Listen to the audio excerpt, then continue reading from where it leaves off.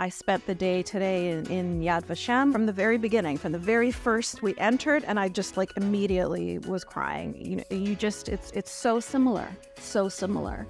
It's an ideology of hate. It is not only in Gaza, it's all over the world.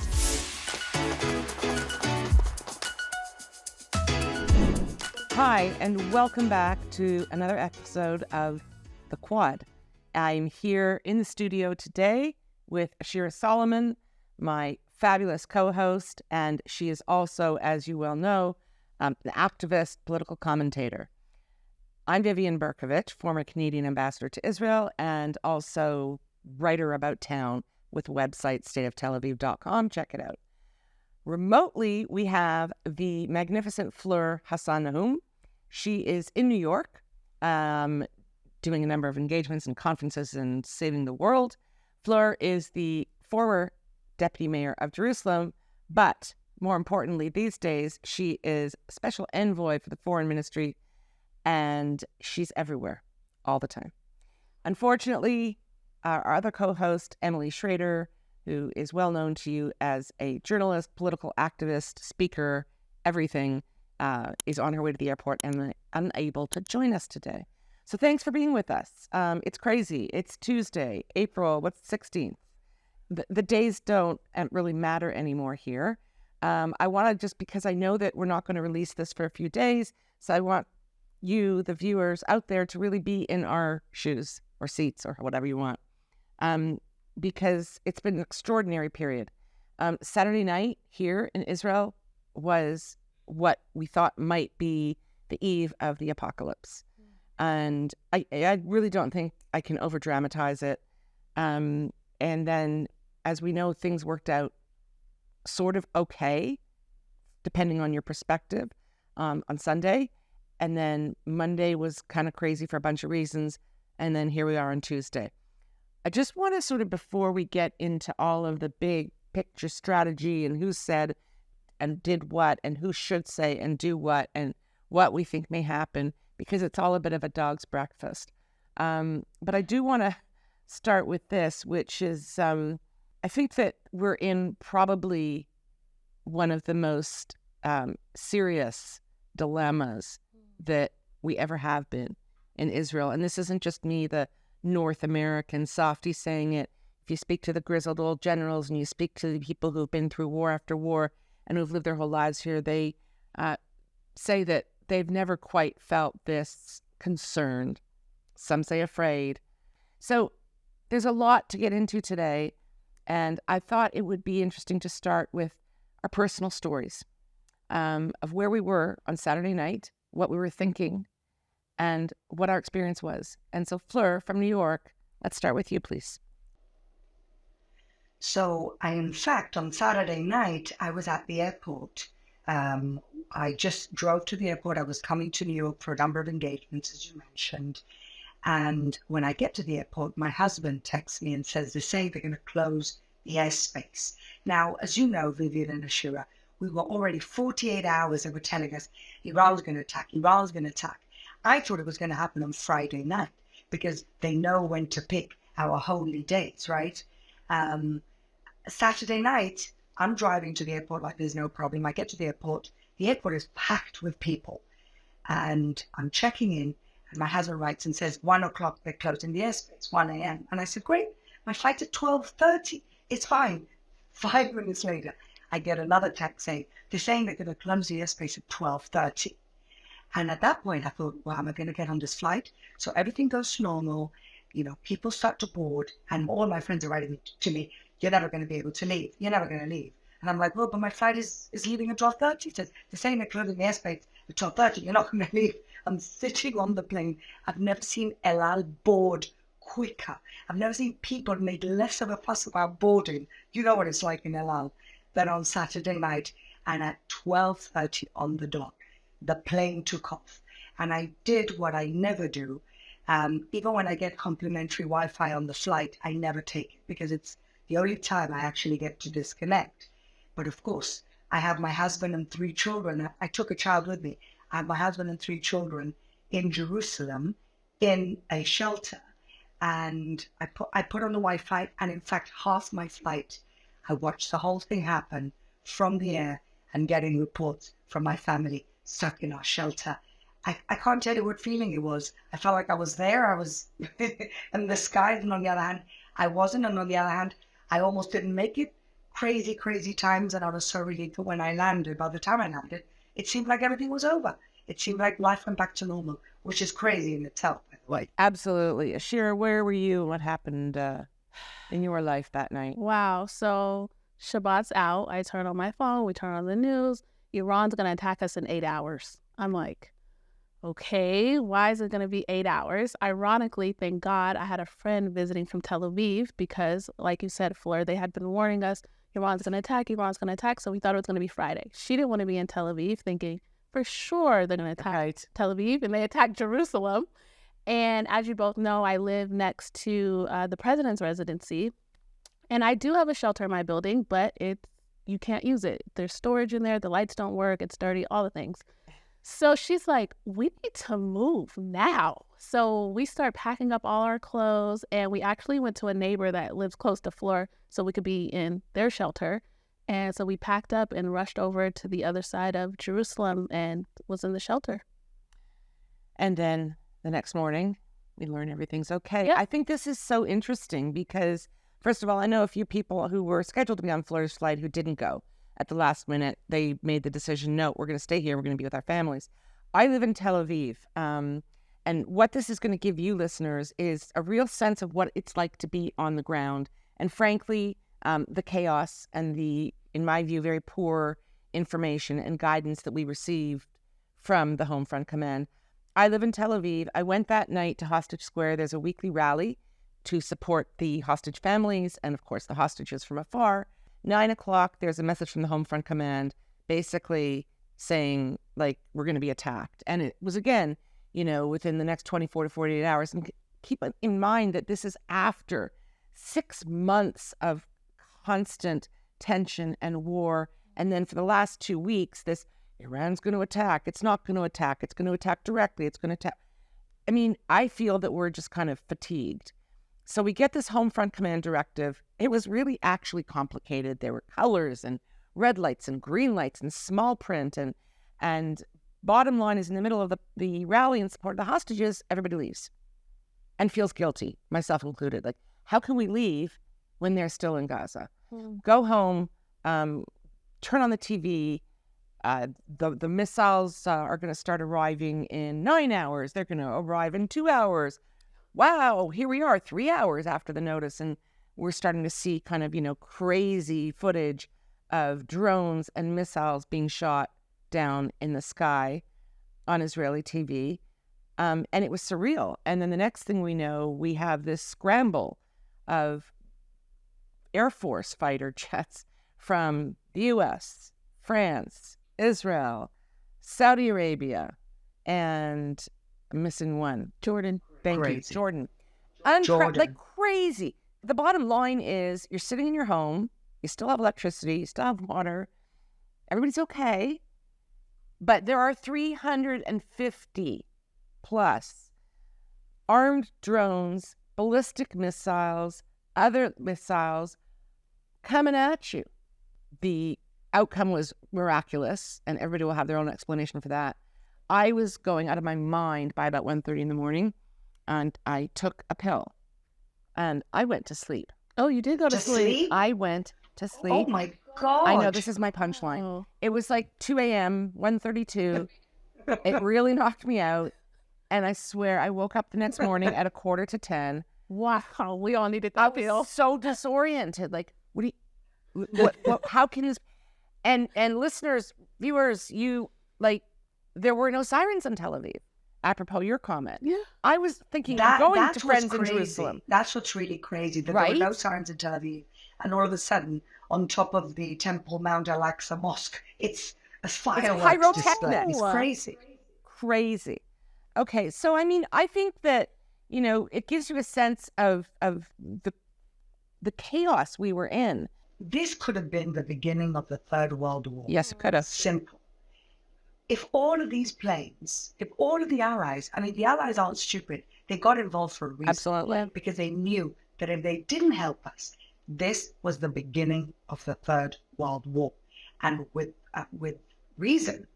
And so I think that's what everybody was doing that Saturday night, preventing the precipice.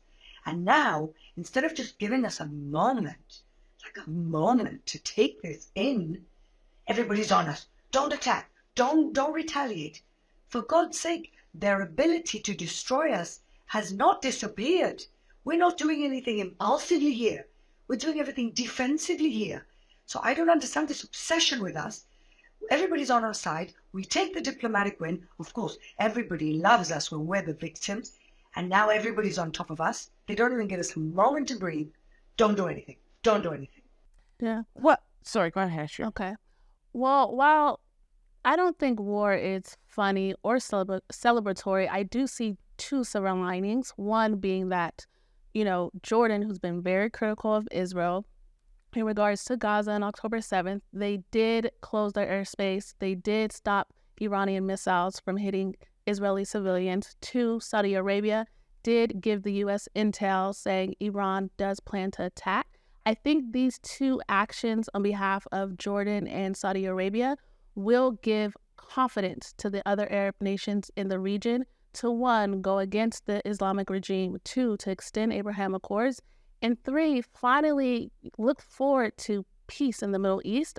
I do think that although right now it's heavy and it's hard for all of us, that we are going to move forward to a brighter future. Okay, that's way too much sweetness and light for me right now. Sorry. It's starting with Ashira. I know. Ashira, That's why we love her. We love her. But that's Jordan are not doing it. Jordan are not doing it to help and protect us. Yeah, they're doing it out of self-interest. And the Islamic regime is a huge threat to the Hashemite monarchy. Huge. And we're in a position right now. Let's keep it real.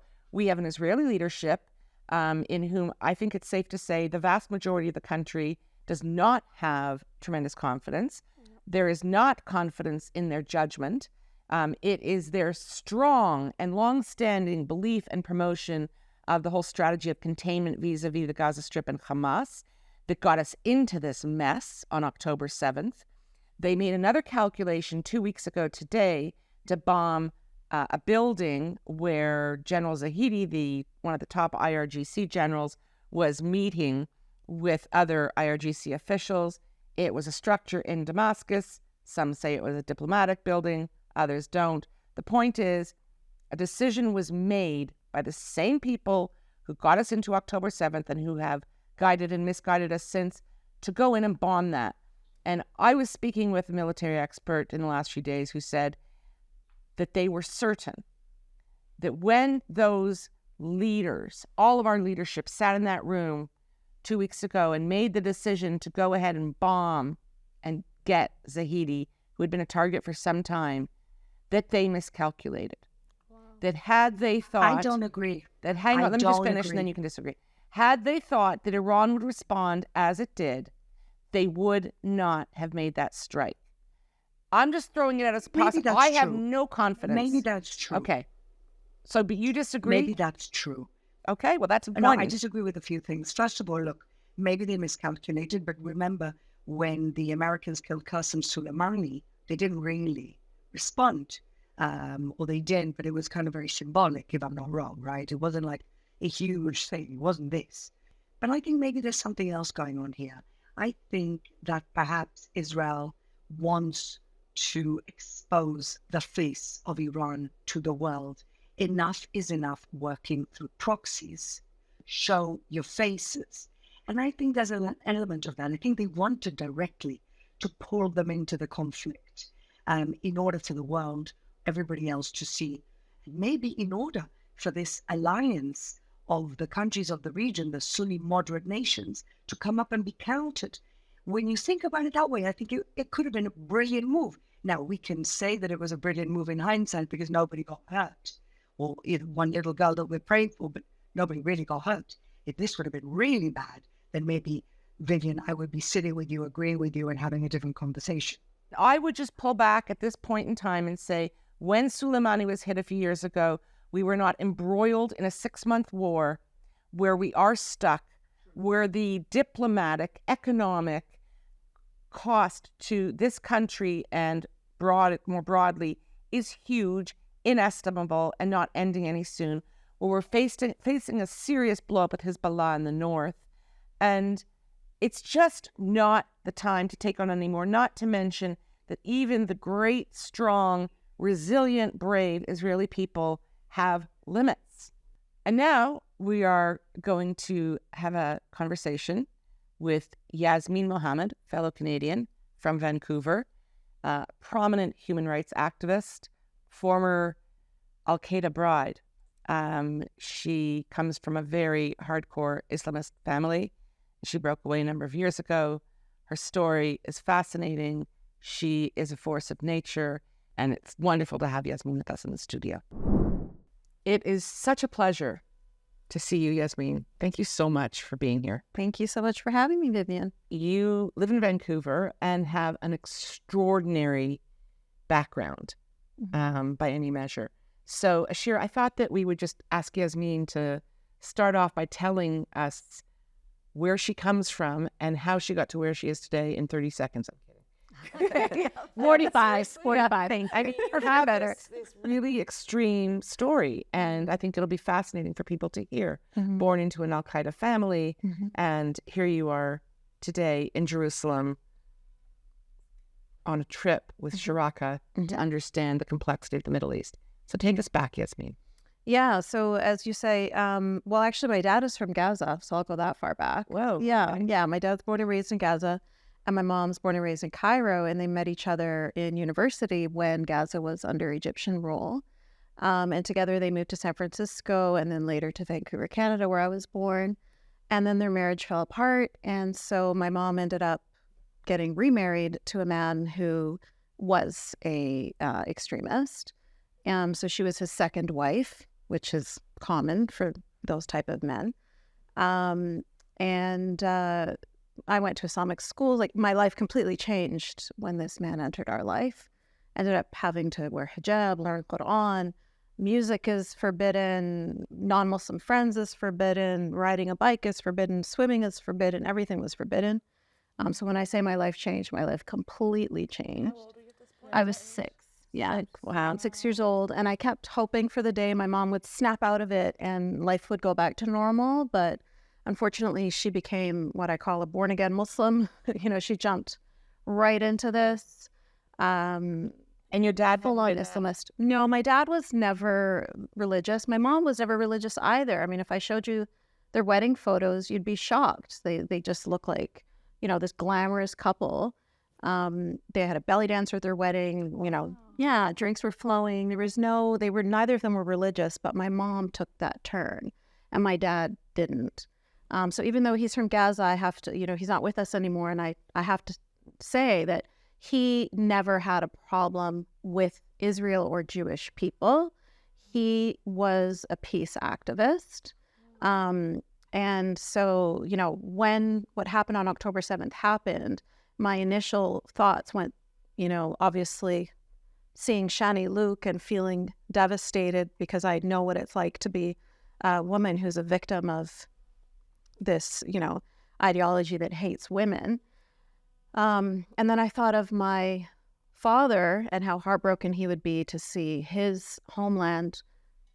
I knew it was going to be devastated. I said, well, this is the end of Gaza. Like, it's obviously this is it. Like, Hamas has made sure that my father's dream would never come true. Oh. Yeah. So do you still have family in Gaza? No.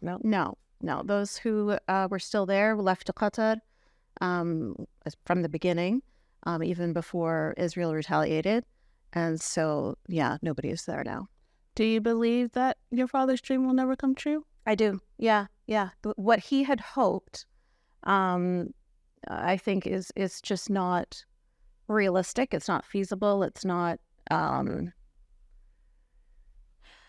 don't think. I think it's maybe I'm being too pessimistic, but I really believe that as long as there is an opportunity, as long as there is a land, like, it's kind of like right after World War II, asking the Jewish people, like, are you okay with, bordering Germany? Like, only 10% of them were Nazis. Like, you don't have to worry too much. Like, you might be okay. Like, of course not. Yeah. This is the country is still in trauma, in bleeding. The hostages are still not home. In a way, it's kind of not even the time to have that conversation. And in another way, it's like, I feel like it's disrespectful to even ask if that is a possibility. You know what I mean? Like, I just think that they've made themselves clear. It's been many, many decades of trying very hard to make this work. I spent the day today in Yad Vashem, which is a Holocaust memorial here in Jerusalem.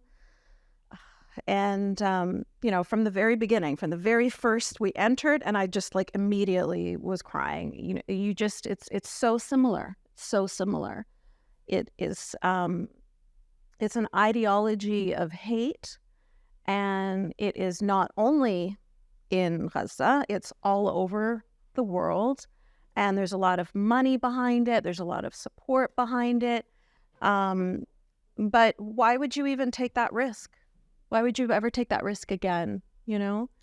So that's where I stand on that. So, you had a marriage to an extremist, who's an Al-Qaeda terrorist. Yeah. And managed to extricate yourself from that. It's really an extraordinary story. I think that what I'd like to hear from you, because you're going to have insight that so few do, is you sit in Vancouver, which, like Toronto, like London, like many cities in the West, has become this just open cauldron of hatred towards Israel and Jews. How do you understand and process what's happening? Mm-hmm. And this so-called left and Queers for Palestine, mm-hmm. and all these groups embracing Hamas? Yeah. What's going on? It's really the subtitle of my book, leaping off the page, isn't it? When I saw Say it again. Yeah, how the West empowers radical Muslims. It's that slow empowering, drip by drip, step by step. And now this is where we are. Now we see, people screaming, "Gas the Jews" in Australia, or screaming, Takbir, Allahu Akbar. They're so happy that there was a protest going on the moment the Iranians struck Israel, and they interrupted the protest, and they said, "We just have some news for you. Israel's dropping UAVs going towards Israel," and they just erupted. Everybody was just cheering, and they're clanging their drums and everything, and then they're screaming out Takbir. So it's like the streets of Toronto. Like, this is Canada. This is my home. It's hard. I had tears of rage, And then since then, people. That's my hometown. Yeah. I know you. And I was there. I was there in October, and I was afraid. Yeah. I was afraid to walk around. But help us understand, Yasmeen, what are they thinking? They're not. That's the thing. It's ignorance. They're not thinking. It's just anti-Israel, anti-West, anti-America, right? Whether you're an Islamist or a Marxist, you agree on, who the enemy is. But it's not like you were talking about Queers for Palestine or like strippers for Gaza, right? Yeah. Strippers for Gaza? There's strippers for Gaza. Oh, I didn't hear that one. Oh yeah. Okay, I gotta look up that one. Yeah, there's all sorts of like absolute craziness, absolute lunacy. Like I have seen videos of Hamas taking gay men, tying them to the back of motorcycles and dragging them down the streets of Gaza. That's what they do to homosexuals in that country. And then these people are like, trans for Gaza or whatever. Like, you don't even understand who you're supporting. People don't take a step back from this like 10-second video that they just watched and say, hey, I'm going to do a little bit of research and understand like but for a lot of these, up in their ivory tower, white liberal kids from, middle America, they are just such easy fodder, to give them a little clip and say, bad guy, white. Yeah. Good guy, brown. Yeah. And that's it. Yep. Easy little, keep it simple. Keep it simple, and it works. But Yasmeen, given that, you have such insight on the extremists because you were even married to one. Yeah. what can young activists do, or pro-Israel, or whoever not pro-Israel, just pro-morality? What can we do to strike at their weaknesses and to combat TikTok, social media, all this information? Like, do you have anything that could be strategic that we could be doing more of? Yeah. Well, this is a war of ideas, right? That's what it comes down to. Yes. And so I think that, we have to just counter their ideas with better ideas. We have to counter their propaganda with the truth, and it's a slow process. It's not going to be easy, but it's really important. And I have to tell you, as somebody who grew up Muslim, and my mom, like I said, is from Egypt, which is an incredibly, anti-Semitic population. She was much more anti-Semitic than my dad, which people think is so weird. Like, my dad wasn't anti-Semitic at all, actually, because he lived with Jewish people, and they were, his friends and people he's known, people he's worked with in his activism for peace in Gaza. And so it was, you can't really indoctrinate somebody with hate against someone that they know, Yeah. Whereas my mom had never met a Jewish person, as the same is true for almost, the rest of the Middle East other than Israel. There's very tiny percentages of Jewish people left because they were all expelled, right? Out of Yemen and Iraq and, Egypt, et cetera, Algeria. And so because they were all expelled, a lot of these people haven't actually even met Jewish people. And so it's easier for them to think of Jewish people and Israelis as these demons, these horrible people. They want to control us. They want to murder us. They want us dead, blah, blah, blah. Yeah. And that was, for me, that was the cognitive dissonance that broke through for me, was when in high school, when I met a Jewish guy who said to me, "Oh, you're my cousin." And I was just like recoiled in horror, because I was an indoctrinated hijabi at that time. And for a Jewish man to say that I was his cousin, I was like, "Oh, how dare you say that?"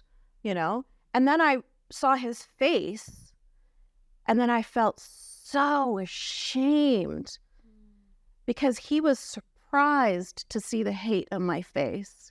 He had not expected that, because he had such a completely different experience than I did. And then when we had that moment where we met up, he was like, "What? Why do you have such animosity towards me?" And the fact that he was so surprised made me feel so ashamed. And then I thought, why is he surprised? He's supposed to hate me too. He's supposed to want me dead. And so there was like a disconnect there that didn't make sense to me. And that's what made me, one of the many things that kind of broke through the cement of indoctrination and let in a little bit of light. But yes, it's been a very long process for me to, you have to cleanse yourself of all of that brainwashing, and being a part of Sharaka and going on this Holocaust education, this whole delegation going to, we'll be going to Poland afterwards, doing a tour of Auschwitz. Like, this is all for me sort of educating myself, but also repenting, You don't have to repent. You're doing a lot of great work. Thank you. Yasmeen, thank you so much again for everything you do, for making the time in what is, I know, a very busy schedule on your trip here. And you are such an inspiration. Okay, we're going to do our, Fleur's favorite and so many favorites, weekly Scumbags and Heroes, and we're going to blast through it because we just have so much to talk about. Fleur, who is your scumbag this week? Well, it's a group of people, as we've been doing recently on the show, but I wanted to keep it connected to the missile strike from Iran. And of course, I'm not going to talk about the Iranian government because they're beyond scumbag. So instead, I've picked a few organizations in America, which is where I am right now, that decided to cheer on the attack of Iran, the unprecedented attack of 300 plus missiles that could have destroyed our entire country. And these are the scumbags that did that. The Chicago chapter of the Students for Justice Palestine, the US Palestinian Community Network, the Palestinian Feminist Collective, who the hell ever they are, as if they really respect your feminism, and a couple of other obscure organizations. And for those of you who didn't see it, and we'll play the bit in a second, they were shouting, "Hands off Iran." This is what these useless morons / scumbags have to do with their time. Hands off Iran! Hands off Iran! Hands off Iran! Hands off Iran! Hands off Iran! Israel gets attacked. We're on the precipice of a third world war. Even the Arab moderate world is on our side. And these morons are shouting, "Hands off Iranians, hands off Iran." My question is, maybe ask the Iranians what they want. And what they really want is to get out of the chains of subjugation of the Islamic regime in Iran. And so this is typical white privilege that they claim they want to fight, but the privilege of these people who know nothing to say to the rest of the world, "Hands off Iran," when the Iranians are miserable in Iran and want a change of regime. So they're my scumbags. All right. Worthy scumbags indeed. Ashira. My scumbag of the week is a woman named Rahidi Patel. I think that's how you say her name. She went to her local city council meeting in Bakersfield, California. Did you see this clip? And she told all the council members she would murder them all if they did not endorse a ceasefire. And then the clip shoots to her getting charged with 16 counts of felony and her crying. I don't have faith that you'll do this. You guys are all horrible human beings, and Jesus probably would have killed you himself. And I hope one day somebody brings the guillotine and kills all of you mother. We'll see you at your house. We'll murder you. And I'm just thinking to myself, why would you go to your city council members and threaten murder? And also, what do you think Bakersfield, what type of impact Bakersfield, California's council member has on what's happening in the Middle East? Yeah, but they've just had a field day for the last 6 months, these people. It's been one big long party, so why not? Yeah. Really, why me? She's probably thinking and crying. Yeah. So I'm going to kind of, tag on to Fleur. I mean, our cup really does runneth over this week with so many scumbags. But, okay, yeah, the Canadian thing again. But Toronto really it's a disaster. And these groups are very powerful in Canada. Samidoun is legal. IRGC is not listed as a terrorist organization. It's well known globally that Canada is a key operational base and financial planning base. They have their money flows freely in and out of Canada. What we saw on Saturday night was a disgusting display of what we saw on the streets of Tehran. The streets of Tehran were exploding with joy and celebration, and it was Toronto and what was going on those streets, led by a group called Toronto for Palestine, that was shocking, and it was picked up virally all over the world. I mean, we have become one of the worst places in the world. What did they do, Vivian? What did they do? It was just celebrating and partying, and their red and green smoke bombs, and isn't this fantastic? And, are you all that mental? Cops, of course, do nothing. And this, again, ring the bell, ding, ding, ding. This is because of Prime Minister Justin Trudeau. Why? Because he continues to this day to protect them and refer to them as peaceful protesters. And they're not. So Canada is officially a pro-Hamas, pro-Iran, pro-terrorist nation. There you got it. Scoop. Okay, heroes. Let's talk about our heroes. Fleur, I know you got a lot to do in New York, so please give us your hero. So my heroes may be a little unlikely, but we've been speaking about the unlikely allies that wound up showing up for us on Saturday night. We spoke about Jordan. But yesterday, something pretty unprecedented happened. And the unprecedented act is not that we got help, we know from yesterday, from Saudi Arabia and from the UAE. That's not what's unprecedented. What's unprecedented is that they've admitted it. They've admitted that they helped us on Saturday night. And I think that's very brave in the Arab world. listen, we can talk about Jordan, and Ashira can give us her angel dust of positivity and say, look how wonderful they were to us. Or we know that there's interest involved, and the Iranians hate the Hashemites. But listen, Saudi and the UAE coming out, helping us, but put that aside, then coming out yesterday and almost proudly admitting that they did help us. I think this is the beginning of the new Middle East. And so I take my hats off to the Saudis and to the Emiratis, and of course to the Jordanians, but in a different way. I want to actually say that for me this week, the Saudis and the Emiratis are my heroes. Okay, so I just have to throw a teeny bit of wet blanket on your hero thing and point out... Go on. So it's, hey. And point out the fact that in the midst of this mayhem, Qatar and Kuwait refused to allow Israeli Air Force planes to access their airspace. Is it surprising? No, but Qatar is almost a mouthpiece of the Iranian regime, and Kuwait are the biggest anti-Semites in the world, by the way. Really well known. We're not gonna hash this one out here. It's not surprising, but let's keep in mind that Qatar they put themselves up as the mediators, the trusted mediators for the hostages, and they're a very important U.S. ally. So, I mean, the layers of hypocrisy just make my head spin. Ashira. My heroes of the week are the Air Forces, Israeli Air Force, U.S. Air Force, France, Saudi Arabia, and Jordan. I'm so thankful that they all came together and shot down those Iranian missiles, because we had very minimal damage here in Israel, and it could have been catastrophic. We had not that many injuries, not deaths. Yeah, it was just it's unbelievable. A random 7-year-old Bedouin kid on the outskirts of Arad, yeah. Wow. Yeah. It was a true miracle, really.